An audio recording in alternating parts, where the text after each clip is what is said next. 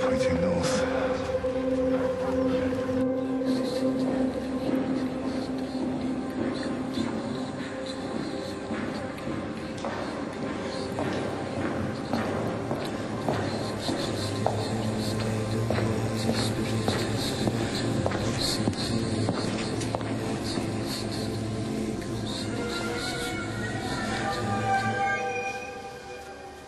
It's Joanna Draper.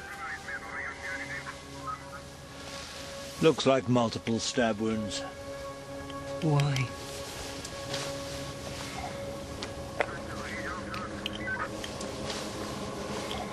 May the voices of St. Catherine and St. Michael guide you in your task, as they guided our beloved saint. Amen.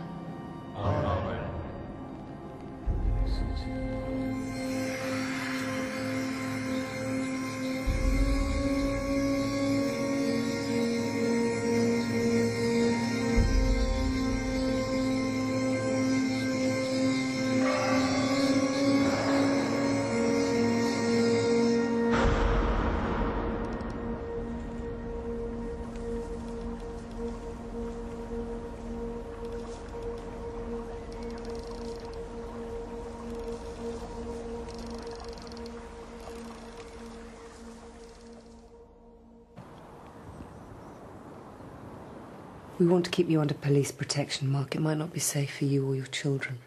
What have we done? Why us? I'll need you to come in for a formal identification of her effects tomorrow. I want to see her.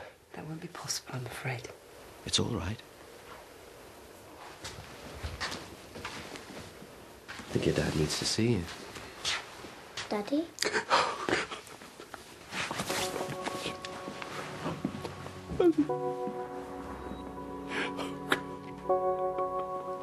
I can't cope with this. Let's go, please.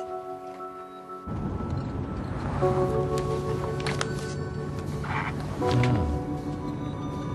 Is this her, your goddaughter? Yep. Once we were all that innocent. What sort of people would do this? I mean, how do you burn children having already killed their fathers or mothers? How do you set fire to a hotel and not feel anything? Because you're following strict patterns and rules. They're evil bastards, Tony. It's not human. Well, unfortunately, Carol, that's exactly what it is. What I don't understand is what the ritual is. Why these people? We know how they die, we know how they're disposed of, but we don't know why. Now, your head's saying it's a group of people, but where's the evidence of ceremony and death? Plenty of ceremony and burial. If the killing was ceremonial or sacrificial, it would be one big blow. Dismemberment. Here we have a single frenzied attack. They died where they met their killer, and that just doesn't make sense.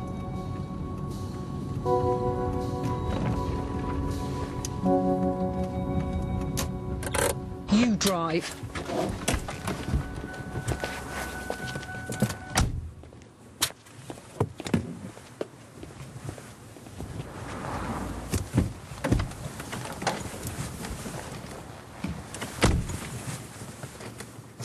Ignore me.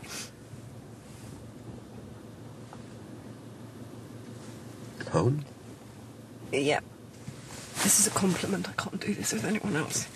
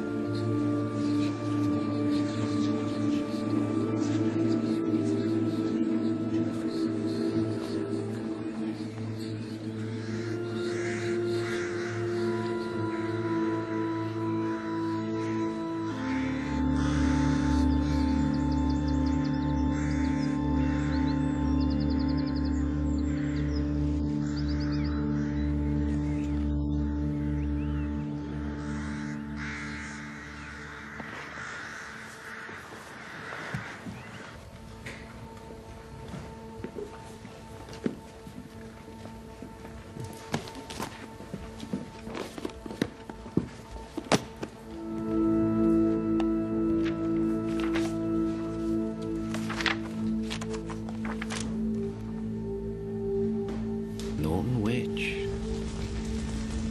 Which?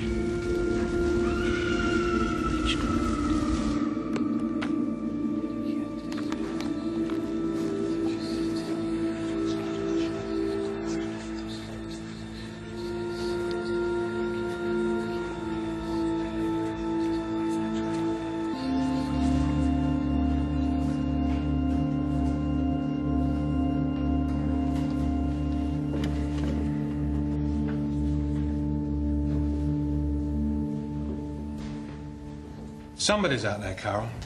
Somebody's doing this. A person. People don't suffer multiple stab wounds out of thin air. I'm just telling you what we have, sir. Where the evidence is leading us. Exploring the idea of ritual killings is what gave us Joanna Draper's body. We're following her movements. We're onto something, but what that is or what it'll prove to be, we've no idea. But we're definitely onto something. I hope so. I was considering suggesting that you put in for Detective Chief Inspector, but I think we should just wait and see.